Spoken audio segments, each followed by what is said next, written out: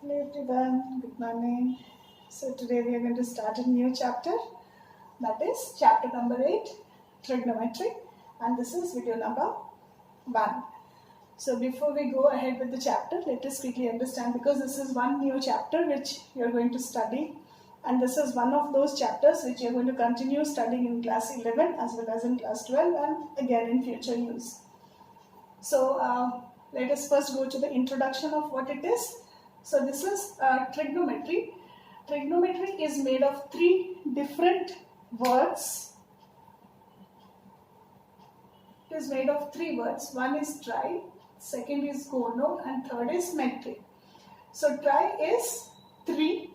You know the tricycle, triangle and all. So this tri stands for three, gono is sides, and metri is measure. So trigonometry is all about measure of three sides. Now, if we go by the knowledge that we have, then where do we find these three sides? Obviously in a triangle. So this is measure of three sides in a triangle. Now, is it that trigonometry talks about the measure of three sides in any triangle? No. It is, for the time being, it is confined to a right triangle.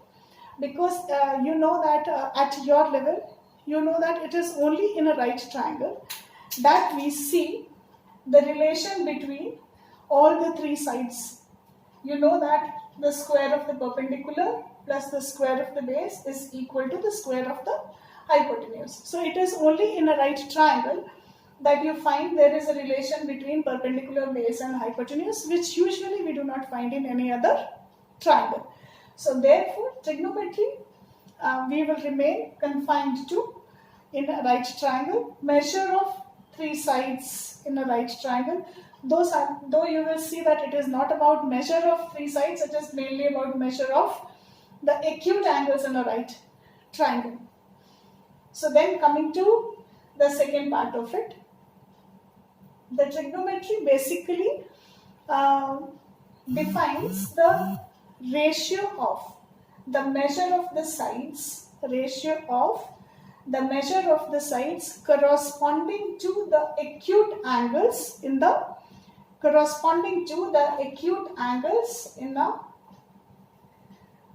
right triangle. So if I consider, because we will be talking about only one acute angle, because the ratio will be taken only of one acute angle at a time. So therefore, in the first stage, we will be only talking about one angle and we will not be talking about the other one angle at a time. So that is why you will see that there is no second angle marked. So for the time being, we will only remain confined to one angle in a right triangle. So here if we consider ABC to be any right triangle, then something which you see here is this one of the angle is angle C.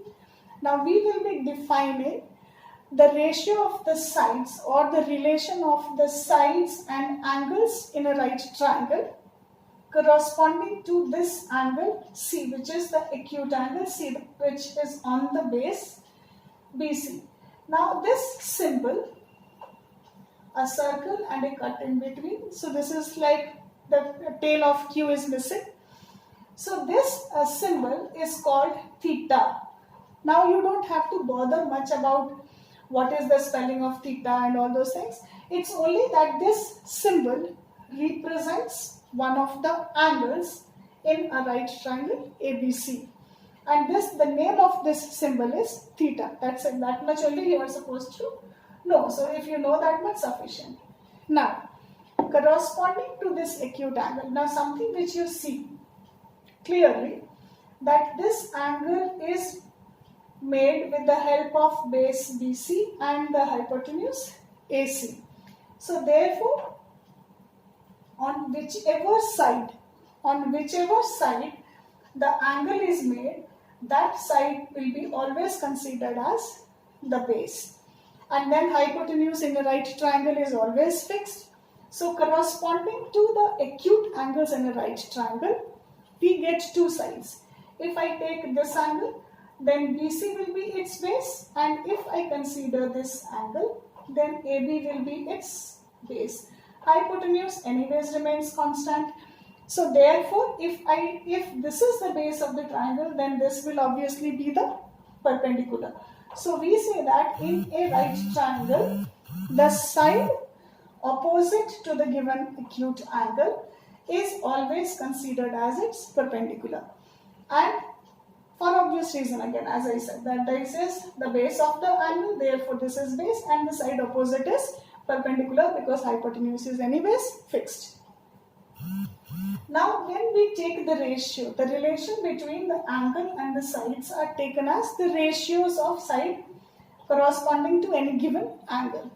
And then there are names given to the different ratios that we take corresponding to this acute angle theta.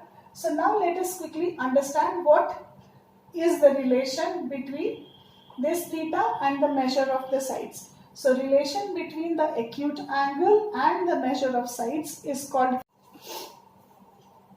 so we discussed that the relation between the sides and the acute angle is called the trigonometric ratios, and it is defined as something like this. So the first relation that we have between the perpendicular and the hypotenuse, between the perpendicular and the hypotenuse, the name of that ratio is sine theta, S-I-N-E, sine theta. This is in short also written as S-I-N, sine theta. So these sine theta, S-I-N-E and S-I-N both. So this is read as sine of theta, that is ratio of theta. So sine of theta is equal to perpendicular by hypotenuse. So this is the relation of, this is the ratio of the perpendicular to the hypotenuse. Perpendicular is represented by small p, hypotenuse by small h. So this is p by h. The second ratio, base with hypotenuse, so that is called cosine of theta, C-O-S-I-N-E and theta. So that is called cos of theta or cosine of theta. So in short we call it cos theta. In all our future uses we will be using these short form only, sin theta, cos theta, tan theta. So something you will find it written over here also. So always in future use we just use the short form only. This we do not use, but we should know. So cosine of theta is called cos theta. This is the ratio of the base to the hypotenuse. Then the third ratio is tangent of theta. Tangent of theta in short is called tan theta. This is defined as the ratio of the perpendicular to the base. Cosecant, then the reverse. Now you see that there are three relationships, that is three ratios that is already defined. Perpendicular with hypotenuse, base with hypotenuse, and perpendicular with base. I don't think so with these three sides anything other than these three ratios are possible. So because we have established the relation between perpendicular and hypotenuse, base and hypotenuse, and perpendicular and base. So no more relationships between the two sides are left. But there is one more possibility. Now what is that possibility? We can check the reciprocals of the same ratios. We have reciprocals of these ratios also, because 1 by 2 is not equal to 2 by 1. So therefore, for the reciprocals also, there are other relations, the other names. So for these three ratios, there are reciprocal of these three, and they are again given three different names. So the reciprocal of sine theta is called cosecant theta. Cosecant theta, which the short form we call it as cosec theta, and is the ratio of opposite of perpendicular by hypotenuse. That means it will be h by p. Secant of theta is reciprocal of cos theta or cosine theta, which is in short known as sec theta, and this represents the reciprocal of base by hypotenuse, that is h by p.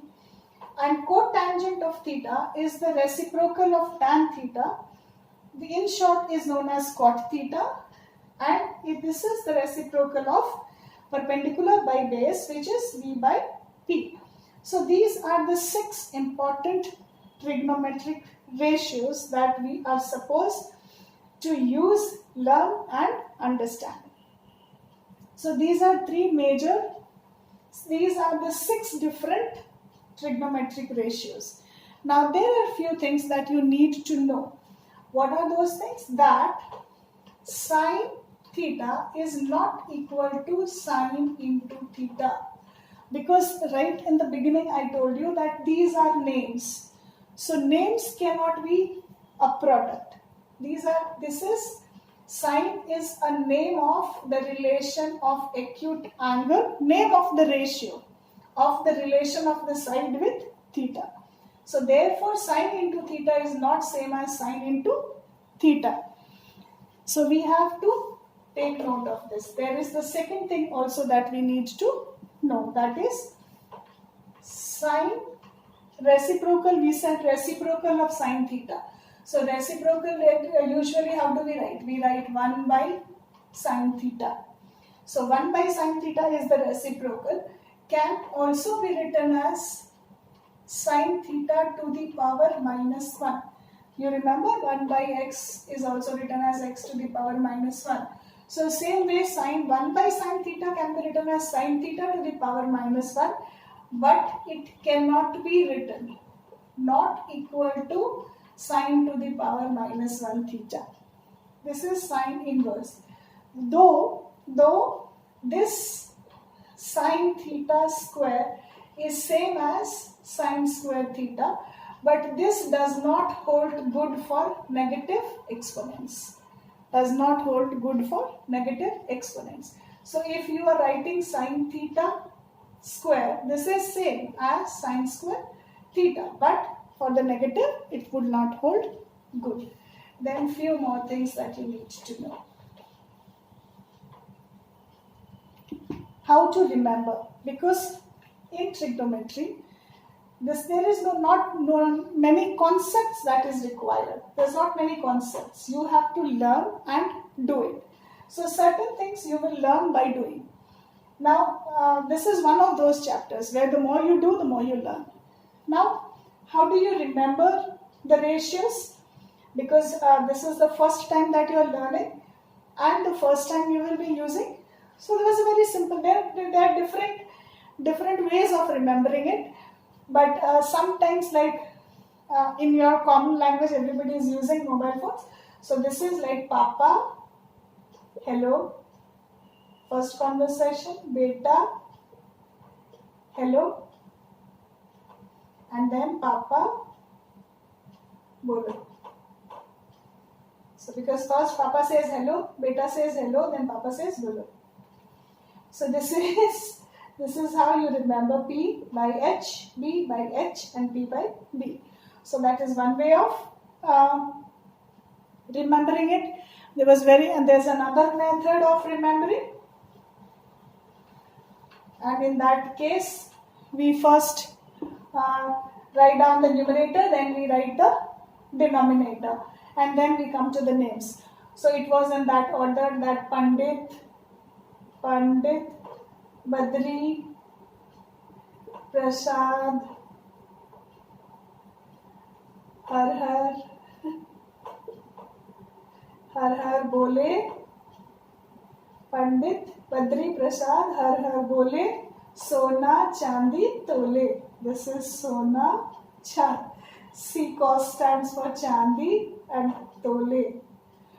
So this was also, there was something there that I found very interesting. Somewhere, actually we used to teach in the previous class, there at the bottom of the box there was this written. So there, first we write the numerator, then we write the denominator, and then for the order of the alphabet we remember Sona, Chandi, Tole. So this is how Pandit, Badri, Prasad, you write the numerator P, and then Har Bole, then H, B, then Sona, Chandi, Tole. Or Papa hello, beta hello, Papa bolo. So this was the initial way of remembering the value of these ratios. That is the initials, the sides of the ratios. So this is how we learn the trigonometric ratios. These are the few introductory part that you need to know. What are the ratios that you need to write down in your copy, and then I'll return with what we mean by trigonometric identities, and then we'll go to the questions. Okay. So there are two things. Okay, no. First I'll come return with trigonometric values of different angles, and then we will go to do the questions. So till then, thank you.